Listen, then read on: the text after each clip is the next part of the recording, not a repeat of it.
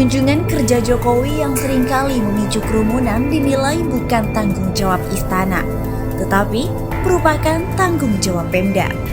Hal itu disampaikan langsung oleh Kepala Sekretariat Presiden Heru Budi Hartono. Padahal yang menjadi penyebab masyarakat berkerumun karena keberadaan Jokowi, hal itu seolah berbanding terbalik apabila yang mengadakan acara ialah masyarakat bawah dan menimbulkan kerumunan pasti dijatuhi sanksi. Sehingga beberapa pengamat banyak yang menilai sosok Jokowi tidaklah memiliki karisma.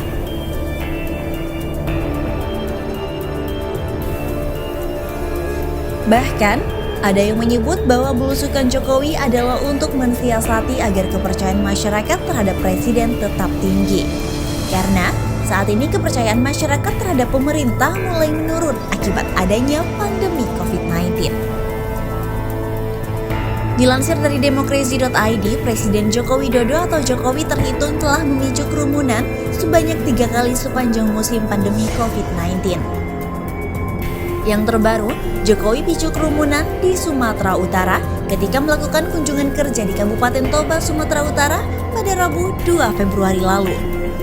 Menanggapi hal itu, pengamat politik Rocky Gerung menilai kerumunan yang terjadi saat Jokowi tiba di daerah sebab suami Iriana itu tidak punya karisma sebagai seorang pemimpin.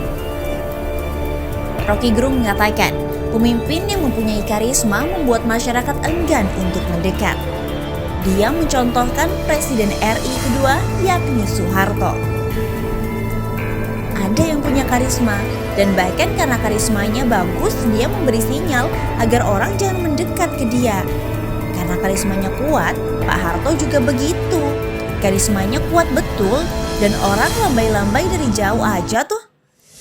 Ujar Rocky Gerung dikutip kanal YouTube-nya pada Senin 7 Februari 2022. Rocky Gerung mengatakan, pemimpin yang berkarisma tidak akan melakukan cara pembagian bingkisan kepada masyarakat dengan cara dilempar. Orang yang berkarisma tidak perlu lempar-lempar ke got. Masa berkarisma lempar barang ke got? Ujar Rocky. Lebih jauh dia menilai, Jokowi tidak punya karisma sebab orang tidak melihat bahasa tubuh Jokowi dengan penuh kekaguman. Kita mau nilai apa sebetulnya karisma Pak Jokowi itu? Dan seseorang disebut berkarisma kalau dia bawakan dengan bahasa tubuh itu menimbulkan kekaguman. Tapi orang tidak melihat bahasa tubuh Pak Jokowi, orang nunggu bansosnya, tuturnya, melemparkan hadiah untuk orang berkerumun lalu dia senang itu. Bukan begitu yang disebut karisma, ungkapnya. Sementara itu diberitakan secara terpisah oleh CNN Indonesia Jakarta, belusukan Presiden Joko Widodo di sejumlah titik di Sumatera Utara menjadi sorotan publik. Pasalnya, rangkaian kegiatan belusukan itu menimbulkan kerumunan di saat Indonesia sedang memasuki gelombang ketiga pandemi COVID-19. Kedatangan Jokowi menarik kerumunan warga sejak hari Rabu 2 Februari 2022 lalu. Masyarakat mulai mendesak saat Jokowi berkunjung ke Pasar Prosa, Kabupaten Toba. Kerumunan warga juga begitu tampak saat Jokowi berkunjung ke Kabupaten Dairi pada Kamis 3 Februari lalu. Pesawat nirawak yang diterbangkan Sekretariat Presiden menangkap gambar warga berdesak-desakan di pinggir jalan menanti Jokowi melintas. Pas Pampres dan TNI Polri dikerahkan membentuk pagar betis untuk menghalau warga. Akan tetapi tetap saja beberapa warga berhasil menjebol pagar itu dan mendekat ke RI 1. Pihak istana tidak mau ikut campur tangan dalam peristiwa itu. Sekretariat Presiden menegaskan setiap kunjungan Presiden dilakukan dengan protokol ketat. Soal kerumunan warga, mereka menyerahkannya kepada pemerintah daerah. Belusukan Jokowi di tengah lonjakan kasus COVID-19 mengundang kritik dari pengamat komunikasi politik Fakultas Ilmu Komunikasi Universitas Padjadjaran Bandung, Kunto Adiwibowo. Kunto berpendapat, Jokowi sedang tidak perlu belusukan untuk menaikkan tingkat kepuasan publik. Pasalnya, tingkat kepuasan publik terhadap Jokowi sedang dalam tahap aman di berbagai survei, yaitu 60 hingga 70%. Direktur Eksekutif Lembaga Survei Kedai Kopi itu justru melihat belusukan Jokowi tidak etis secara politik. Dia beralasan jumlah kasus COVID-19 sedang mengalami peningkatan seperti saat ini.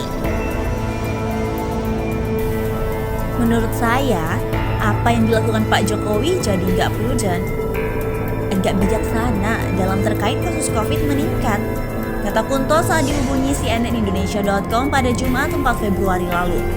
Kunto membaca dua pesan Jokowi saat bersikukuh belusukan kalau lonjakan kasus COVID-19.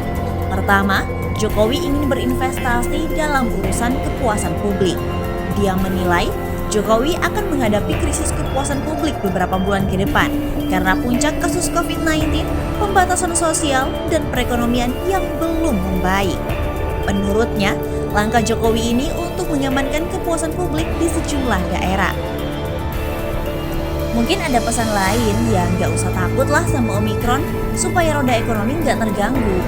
Itu mungkin pesan lain dari belusukan Pak Jokowi yang mengundang banyak orang, ucapnya.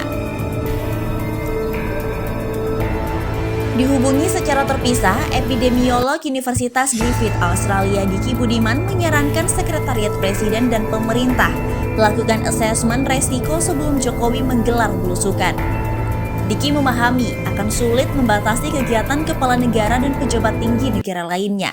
Oleh karena itu, perlu ada hitungan-hitungan agar untuk meminimalisasi potensi penularan COVID-19 pada kunjungan kerja kepresidenan. Pemerintah daerah setempat harus memastikan minimnya risiko pada kerumunan-kerumunan ini. Pastikan orang yang dilewati belusukan dalam cakupan vaksinasi setidaknya 60% ke atas. Ucap Diki kepada cnnindonesia.com pada Jumat 4 Februari lalu. Kerumunan urusan Pemda, belusukan tetap jalan. Sementara itu, Sekretariat Presiden atau Setpes menyatakan kerumunan warga pada kunjungan kerja atau kunker Presiden Joko Widodo menjadi urusan pemerintah daerah atau Pemda. Soal masyarakat ya urusan Pemda, kata Kepala Sekretariat Presiden Heru Budi Hartono lewat pesan singkat kepada cnnindonesia.com pada Jumat 4 Februari lalu. Ia berkata, Jokowi akan tetap melakukan kunjungan kerja meski kasus COVID-19 sedang meningkat. Menurutnya, kunjungan kerja Presiden dilakukan dengan protokol kesehatan ketat. Dia menyebut seluruh tim kepresidenan menjalani tes PCR sebelum kunjungan kerja ke daerah. Tim tersebut juga melakukan tes antigen setibanya di daerah tujuan kunker. Kunker Bapak Presiden tetap berjalan, namun dengan protokol kesehatan tinggi, ucap Heru. Kasus COVID-19 saat ini terus melonjak.